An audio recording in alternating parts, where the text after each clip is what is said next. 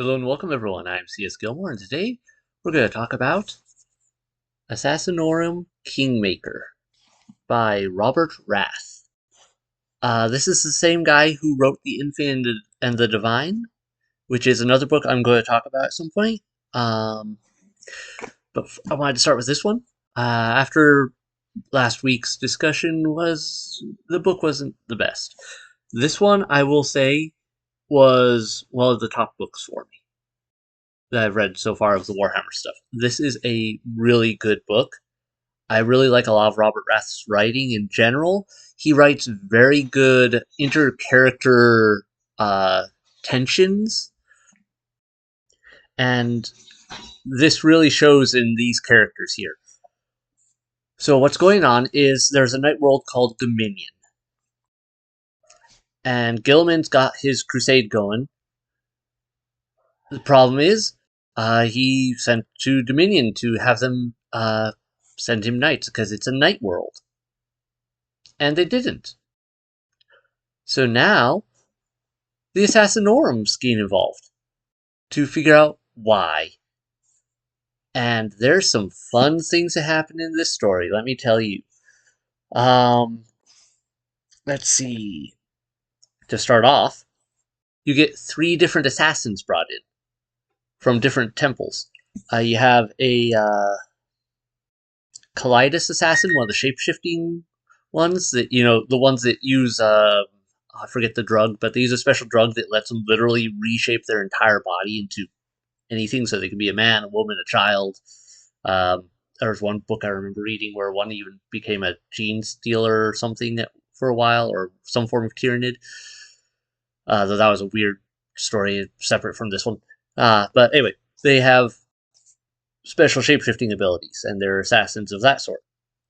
You also have a Vindicar, I believe it was, the ones with specialize in like sniping and heavy rifles.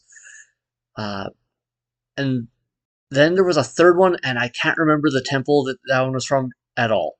But they're one of the lesser known ones, if I recall correctly. They tend to be a little more mechanic-y, a little more like the Mechanicus, a little more logical. They tend to have like backup plans, and they were good at hacking and things like that.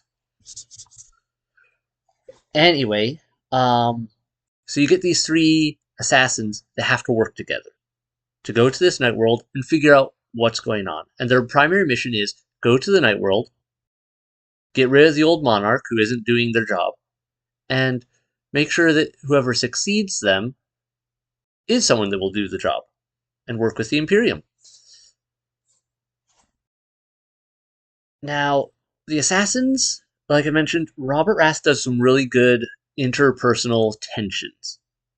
He also does pretty good action in other things as well, but like his writing, I really like his writing. But these assassins all have their own quirks. The Kalidas assassin, being a shapeshifter, tends to use a more fluid, I'll wing it type of approach. Assess the situation as you go, adjust to it, flow with it, like water. Meanwhile, the Vindicar is more of a done by the book. You will follow protocol. You will do things. If this happens, you do this. If this happens, you do that. If this, then that. They're very much a structured type of person, and they're the one that gets chosen as the team lead. Then the third assassin, once again, can't remember their name to save my life. Once again, more technical support, better at hacking into files, working on gathering information, or introducing a virus, working out, supplanting the systems of others, and also logic, plotting things out in a way for manipulating people's emotions by wording things just right, using reading body language and using their own, and like consciously working their own body language, tone, intonations, and everything to try to steer things to the conclusion they want. And these 3 people have to work together, but it gets even more complicated because they're not The only ones, because they go and this person who is not an assassin. There's an armiger driver. Armigers being the little, like, kind of mini titans. They tend to go as, like, assistants for titans. They tend to be more maneuverable. They tend to not have as much firepower and that sort of thing. And there's this one noble who is an armiger pilot who's kind of out and about doing things as more of a mercenary, but he's tied to this planet. And they go and get him because they need an in towards the nobles and the knights. And they need info on how to infiltrate this world and how to work with these people and what the system is. And you get a lot of interesting character building that I probably won't even be able to get into remotely. But they have a lot of discussion of, all right, we'll get the information from him and then we'll kill him. And but like I believe it was at least that was the main team lead's view of it was, we'll get the information out of him, we'll kill him, move on, no loose ends. Then the others kind of talk him out of it. Of, well, no, he's still kind of more useful to us alive. And he is. You get a lot of really good insights into night worlds. This night world is particularly weird, though, I will say, in a few reasons. One, most night worlds have one ruling house. This one has two. And they have a great reason for it. You see, during the colonization of the world was promised to a specific house, and they set out to colonize said house.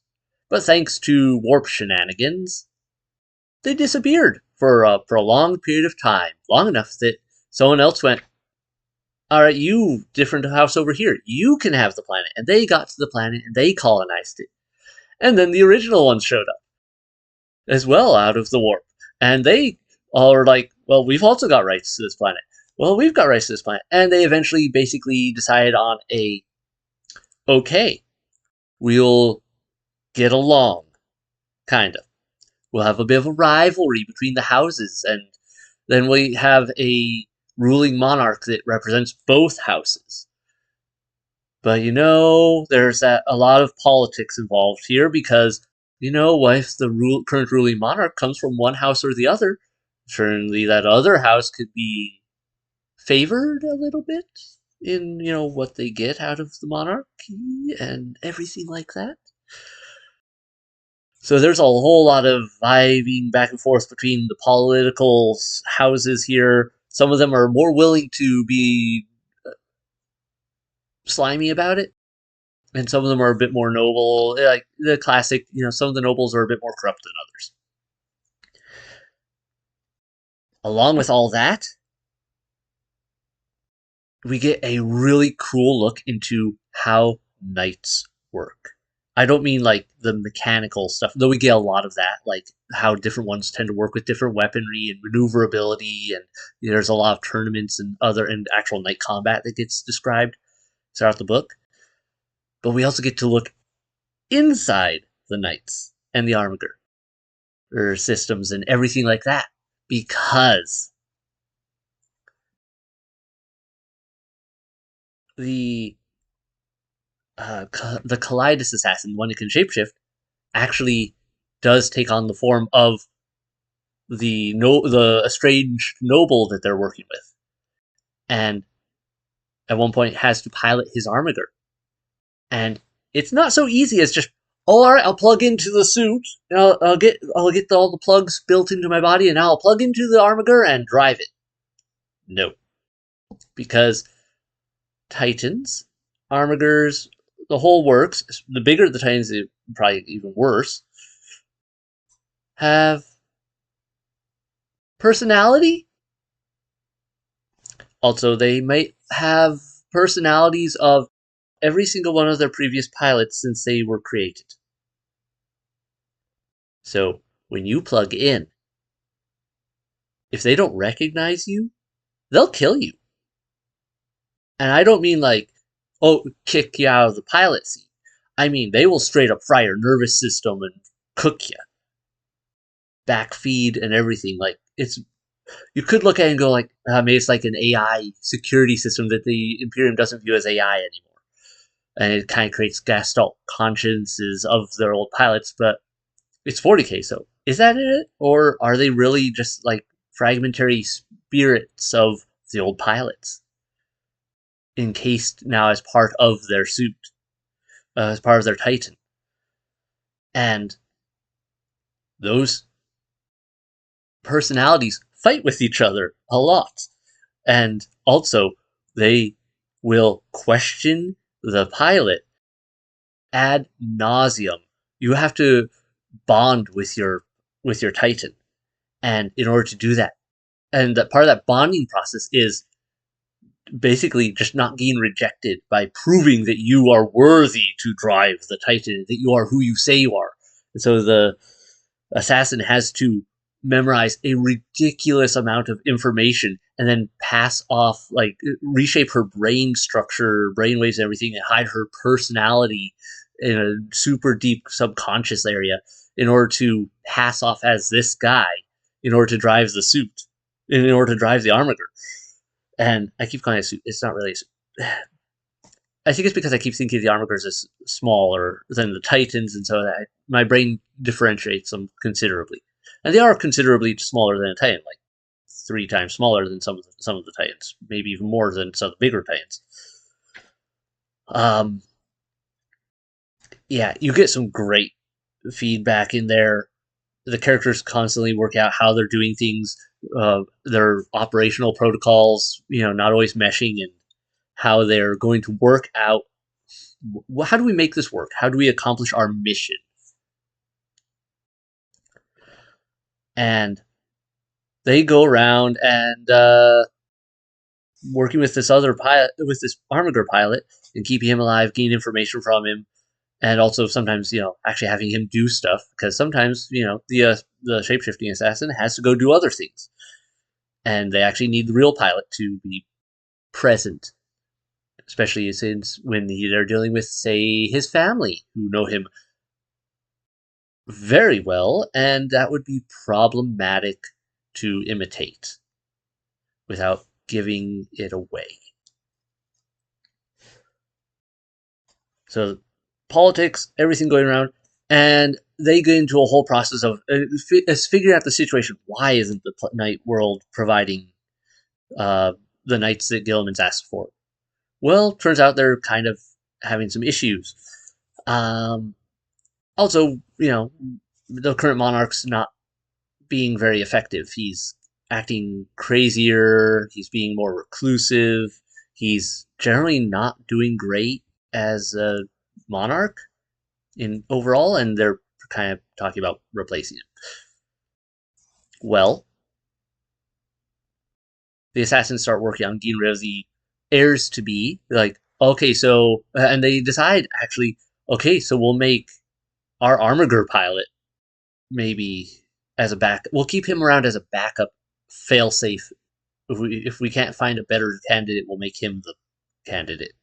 But he's super far down the totem, super far down the conga line of likelihood of being a succession, because there's a whole lot of people way up above that, and some of them aren't very favorable towards the Imperium, or very much so involved in their own things or in their house politics. So let's just say a lot of people die in very interesting ways, and that's a good chunk of the story, is just them killing people off that aren't the right fit and not getting discovered. Or getting discovered at one point, as I recall, and having to get out of it. But things get even more complicated, because why not? I'm probably forgetting some details. It has been a while since I read this book, but a lot of it stuck with me because it was a really good book. I'll probably reread it at some point in time, but time to do that is hard, and there's a lot of new books I want to read, which also take time, and other things I do. Life happens. Okay. where to go with this next? Turns out the world's a little more complicated, like I said, than the initial politics suggest. And the status of monarch and why things are what they are is there for a reason. It's not just oh yes, the monarch decided he didn't want to support Gilman anymore. It's, no, there are things going on. Lots of things. Some of them very bad things. Such as, well, way back in the history of this planet, there was a rebellion. And some of their house members decided to break off and make their own house and rebel against the Imperium and join chaos, go full chaos. And there was a big fight with them in the past. Not that far back, long enough, well, far back, but not as far back as it could be. I mean, far back enough that the current king was involved in the fight. And that's part of the reason that the current king is having problems. Turns out, Chaos has a especially dark Mechanicum. Chaos tends to like to use things like scrap code and demonic viruses that can infect machines and people. And one of the and obviously spoilers for everything. If you haven't caught this already, I feel like I don't even need to say this. I shouldn't have to say this, but spoilers for the entire book. The King's Emperor class Titan, I believe it was Emperor class, whatever, really big Titan, got infected during their fight with the enemy leader Titan. The enemy leader Titan fired a fancy javelin thing that injected all this horrible corrupting influence and code into the other Titan. And this corruption has been actually being suppressed by the current monarch. He was so strong-willed and so in tune with his Titan, he has been for years and years fighting off the corruption that has been taking over his Titan and that has been trying to take over him. But he's human, and he's getting worn down over time, and he's getting old, and things happen, and he's losing that fight. And that's part of what's causing the problems. But it gets worse. There's a Mechanicus fellow who upkeeps, like, say, the Armigers and various Titans and things. And because you need the Mechanicus to maintain your Titans. It doesn't work well otherwise. Well, there's slight problems when Mechanicus tend to deal with Titans is they also tend to, say, connect to those Titans and work with them. And if your Titan is infected with a viral entity of some sort, said Mechanicus might end up catching said viral entity. And without even realizing they've been corrupted, they might, say, then go on to work on other Titans, Armigers, and things, and corrupt them too in the process, whether they realize it or not.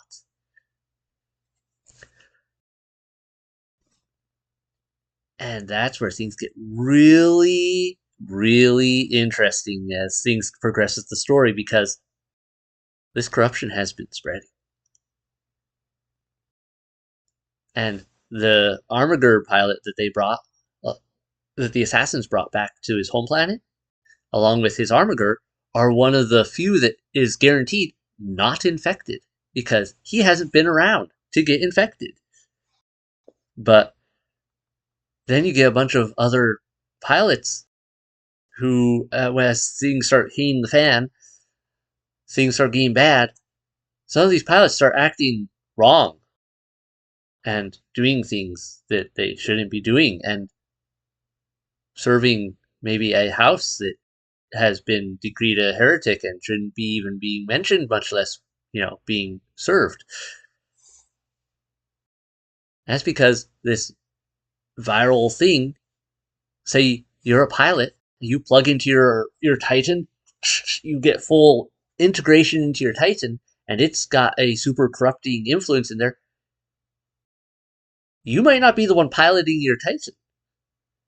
Because, yeah, you're a host. They may need a human body there to pull the controls and do things, but your brain may not be your own after that. Because we mentioned they can fry your brain just as if they don't like you. Well, they can also hijack you. And you get some really good stuff. Like, they get the new monarch ceremony. Finally get a new monarch set up. And the assassins are all kind of watching things secretly, keeping an eye on the ceremony. And he goes, and part of the ceremony is you hook up into your Emperor class Titan that is the Monarch's Titan. And things go bad real quick when said Monarch suddenly starts, foaming at the mouth, and as the Titan kind of grabs them via the mechadendrites that hook you up to your Titan, and kind of forcefully, integrates him. And suddenly he's not really the one driving, and he starts speaking with the Titan's voice and making decrees that aren't in keeping with things like, hey, we're going to break away from the Imperium. We're going to go join Chaos. House, whatever they went and betrayed us ages ago, they were right all along. We shall join with their remnants once more, and they shall rise once again. And some of the nobles are idiots and just kind of go along with it, whether they were corrupted or not, because they're like, yes, the monarch is the monarch, and he is in charge, and of course, and also he was a member of our household, so we have to support him, even if he is acting weird. And this is a little out of the blue. And some of them are like, yeah, no, and usually kind of proceed to then get murdered. But, not everyone gets murdered who's not on their side, but let's say all chaos breaks loose. Thankfully, this night world has a backup plan.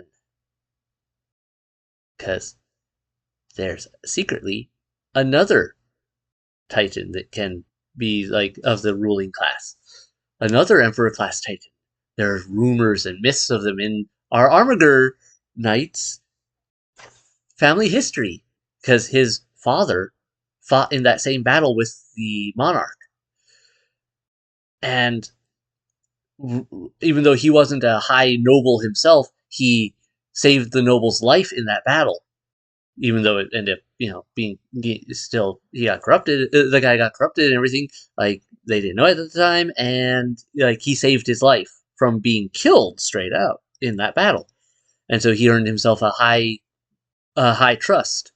And the old monarch had maybe secretly helped him with set him up with some stuff, and they had a backup plan of, if things go wrong with with the monarch and the main Titan, we have a replacement. Because it's well hidden, of course, but they end up, I forget how it all works out, but they end up, I believe it was the Armiger pilot ends up going around, and he gets involved with some of the other Armiger pilots, and then they start acting wrong, and he has to run away before they can capture him, because they almost force him into a corrupted Armiger and corrupt him too. But he manages to fight loose and get free, and he runs away. He ends up going down some dark hallways and everything, and gets lost a bit in some complex, and stumbles across a door that reacts to him and his bloodline and recognizes him. And he gets a message from his father going, yes, hey, you found this. Cool. I meant to tell you about this before I died, but didn't get the chance. Anyway, yeah, you might want to get in here. And he goes in, and turns out there's this old, I think they call it Leviathan or something like that, old Titan that has been literally soaking in the ocean, covered in seaweed and everything. It's like rust colored and covered in greens and algae and seaweed and everything. Looks like some abominable monster from the depths. Funny thing, it's not equipped normally. It's got a harpoon. It's got some other things. It definitely, they went with the, yeah, this thing's rising from the depths type of motif. But also, it's really fancy because it handles like an armager. The weapons are a little different than the average giant titan's weapons, and they're designed more to handle similar to how an armager pilot would handle their armager. And he ends up connecting to this bigger titan and having to go fight to save the world from falling into corruption. Also, of course, I believe there was also the matter of that exiled heretic house popping up, of course, because they've just been biding their time in the shadows, waiting for this corruption to take over so that they could come back and go, "Hey, brothers, welcome. We're in charge now. Sweet." There's some great fights, and some people, a lot of people nearly die on several occasions. Lots of things happen. Important thing with the Vindicar assassin, he has trouble shooting.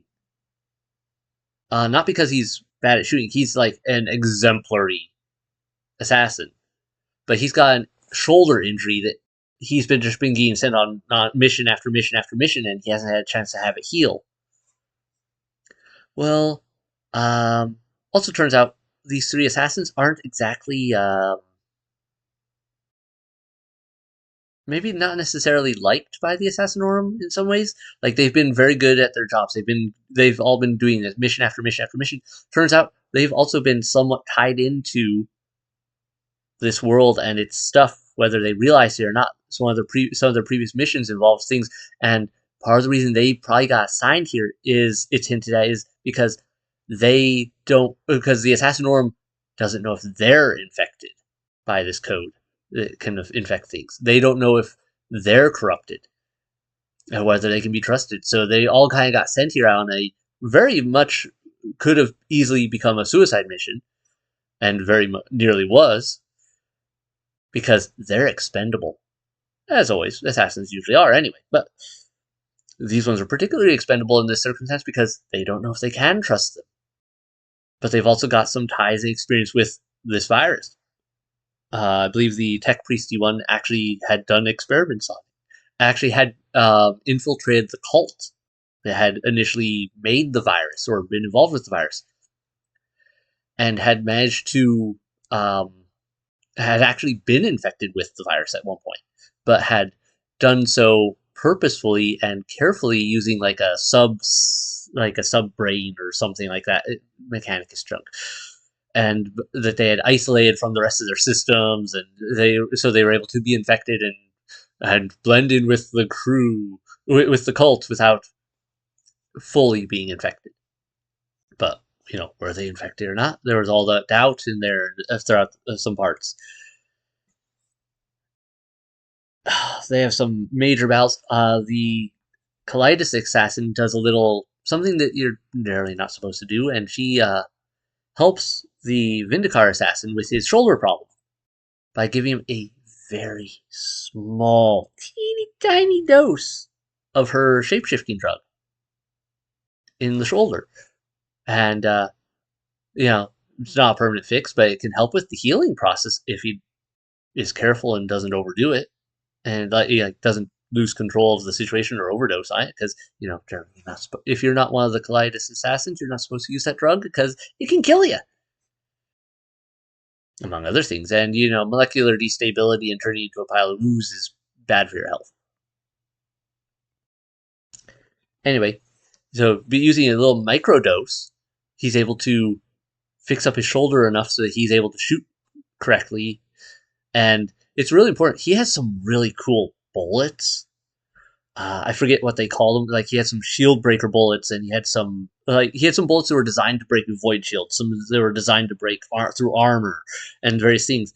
And during this whole everything's gone wrong. There's bad guy titans all over the place. There's infected people that have become bad guy titans. There's mechanics that have been infected and are now they're all running around now attacking people. And there's also the non-infected people trying to put down the rebellion. And then there's the other house coming in, and there's all sorts of chaos going on. And then you got the Armiger pilot driving a much bigger Titan than he's used to driving, and having to deal with this matter, and trying to once again defend his house and defend his homeworld now, and put down the infected emperor. Um, and they're duking out and not really, and like things aren't going great because he's outnumbered, and he's putting up a fight against all these other titans, and because he's used to handling an armiger, which is more mobile, and because of the way this other titans equipped, he's able to maneuver better than some of the others and keep some advantage even though he's outnumbered. But what really saves a lot of them is the Vindicar assassin with these special bullets. He manages to fight his way up, and he has to fight through a whole bunch of people and other things to get up to a high vantage point where he can see the Titans duking out ridiculous distance away. And using his super rifle and his insane training, he's able to place shots at a ridiculous distance. And he spaces out like, okay, shield breaker, this type, then this type, then this type. Like, he fires like, I forget how many bullets, because an Emperor class Titan has some pretty strong shielding and armor, so he has to fire more than a couple bullets. And honestly, like, I'm not even sure if what the chances are he would actually be able to do it, but he fires a like good 6 to 8 bullets, if I remember right, and manages to place them all in the same spot on this Titan to punch through the void shield. And the Titan is not holding still during this process. The enemy Titan here is dancing around and fighting and moving and doing things. And he hears people coming up the steps behind him. He set traps and everything to slow him down, but he's only got limited time to do this, and he manages to place shot, void shields down, punch through the lens or the armor. I forget what it was exactly, but basically he goes through and he takes out the corrupted emperor, the corrupted monarch inside the Emperor Titan, and assassinates the guy. And as I recall, that is one of the big turning points in the whole thing, is because the corrupted Emperor class Titan, gets taken out of the fight. And of course, there's a whole bunch of weird stuff. There's a whole bunch of stuff that goes around with that.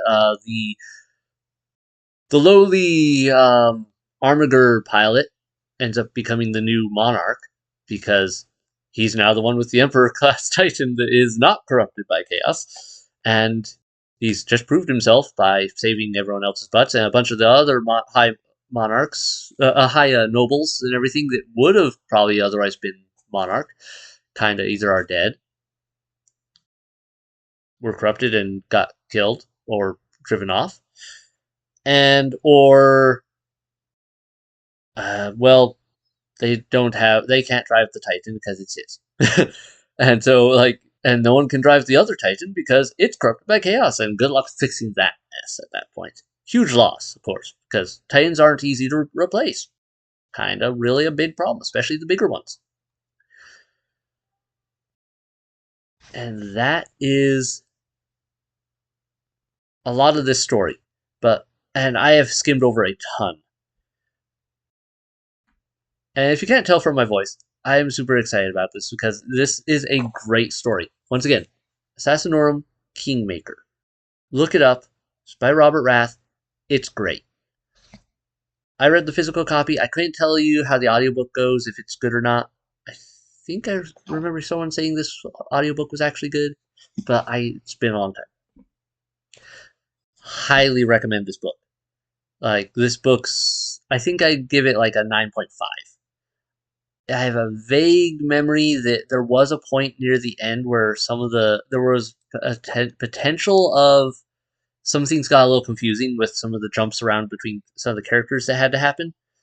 And there was an area or two where it's like, wait, was that consistent? I'm not 100% sure. But it might have just been I misread something, or it might have just been because of the confusion of how everything going crazy and having to jump between like 4 different viewpoints at various points. He does a pretty good job of that, by the way. It's like most of the time you can keep up with it, but there was a 1 or 2 points where it got a little confusing. That's why it's like I can't give it a perfect score, but it was pretty darn good, and highly recommend this book. I also highly recommend Robert Rath's other book, The Infinity of the Divine, and I'll have to talk about that some other time, because that is another book that is great. That sound. I wonder what that sound was. I just heard something. Sound mechanical, or if my kids left a toy running, or the cats hit something. I'll look into it later. Not a huge deal. Is there anything else I really can say about this book?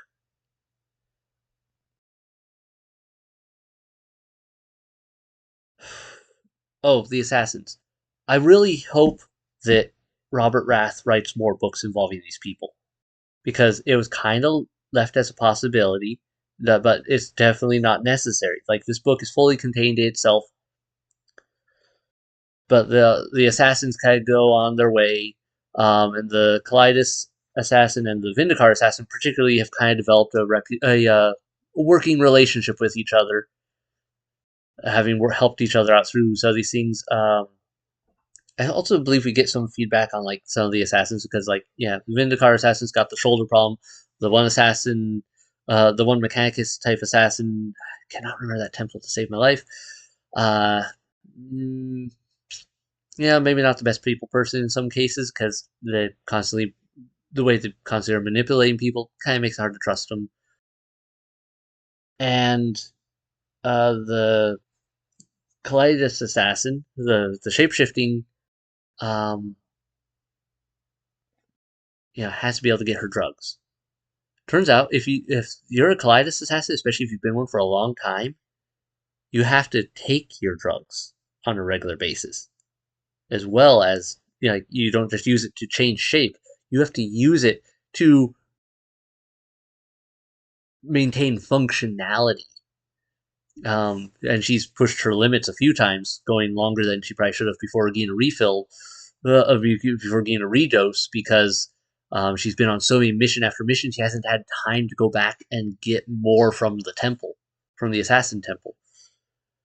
And so there are some points where she's had to like kind of go through some withdrawal effects, because she's had to space out her dosages more than she normally would, and in order to prevent, I think, having a molecular breakdown of her own, which is bad for your health, as you might guess. Assassins aren't really expected to live a peaceful retirement life. They kind of either die in the line of work or die as a result of the line of work. They don't really get retirement, at least not that I've been able to gather. Welcome to the Imperium. Life sucks. But they get some things where the Vindicar assassin, part of his thing, and part of the reason they think, besides his tie-in with some of those things, is part of the reason they send him on this near suicide mission, or likely suicide mission, is because he's got X number of missions under his belt, to the point where he's about to become a leadership position. And some people may not like that, and others may want to test him and make sure he's really qualified for it. And so this is a good feather in his hat for that. But he's at the point where now, where as being a senior assassin as he is with this mission, completed, he'll in the future be able to kind of pick and choose his missions instead of being told, you're doing this mission. He can actually go, I want this mission. And that's a big deal. And so there's some hints that, maybe some of them they could work together again in the future, these three assassins. Because, they kind of worked out a relationship on how each other's quirks are and how they can make things happen. They can make this work. And they can accomplish some good stuff. So, yeah, I really kind of hope he writes another story involving some of these characters, if not all of them. Well, probably not the Armiger pilot, because he's kind of become a monarch and he's tied down to his planet and got other things to do. But these other assassins could very easily end up on another mission somewhere. And that's great. But I also really hope that he writes a follow-up to the Infinite Divine sometime, because I really want to follow up with that, because great things happen in the Infinite Divine. I'll talk about that another time. But like I said, there's things I would love to have follow-up with and a sequel to with that. But I'll talk about those then. When I talk about that one someday. I have to figure out time to do that. But I think that's everything I can say about this book.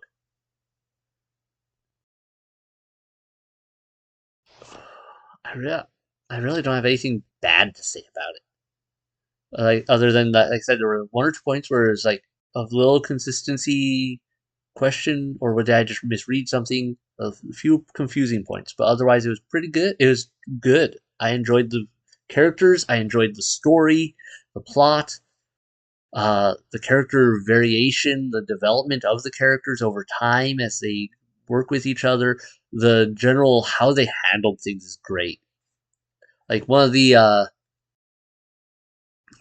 people they are assassinating is beast. It tends to do a lot of like beast hunting and things. He's got all sorts of weird creatures that he keeps, and you know, oh no, he got eaten by one of them. Is kind of what they aim for.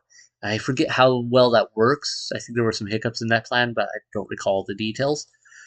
And then some of them are just, oh no, a poison drink. Oh no, they tripped and fell down the stairs, broke their neck.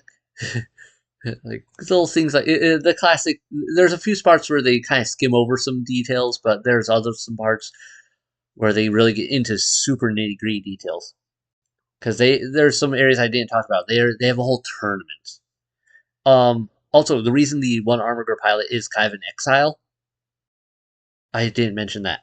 That's because he's an Armiger pilot, and there's a thing with these tournaments, like kind of if you beat someone, say, who drives a bigger Titan, and you beat them in this duel type of situation, then you're supposed to be able to get their Titan, and like it kind of like a political